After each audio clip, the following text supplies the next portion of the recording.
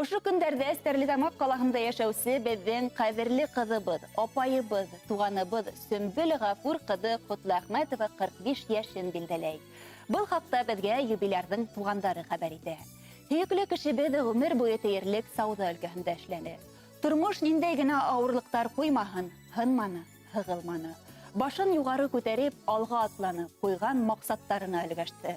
Без уны йомшак кулкулыгы, ихласлыгы өчен яратабыз.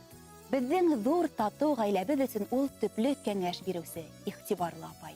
Хәстәрлекле әсәй һәм өләсәй. Һәр вакыт ярдәмгә килергә әзер тора.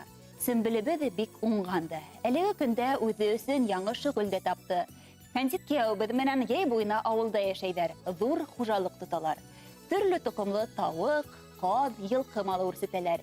Яшелсә емештән һыгылып торган баксалары ла бар. Кышкылыкка үзләре үстергән уңыштан кайнатма әзерләйдәр. Бүген иһә якыныбызга иң изге теләкләребезне yetkерергә ашыгабыз. Гаилә йортыгыз бәрәкәтле, ризыклы булһын. Кияүбез, езнәбез менән кулга-кул тотынышып, именлектә, татулыкта, муллыкта яшәгез. Тормыш юлыгыз тик бәхет куаныштардан, аяз көндәрдән генә торһын тейҙәр хат юлдарында. Гомер бит ул үзе бәхет. Ходай биргән бер бүләк. Без калабыз һиңә бетмәс, олы бәхеттәр теләп. Тормыштарга ашып торһын һинең һәр бер теләгең. Авырлыкка бирешмәһен, көсле рухлы йөрәгең. Шатлыгыңа шатлык өстәп, бүген һине котлайбыз. Изге булһын һәр бер эшең.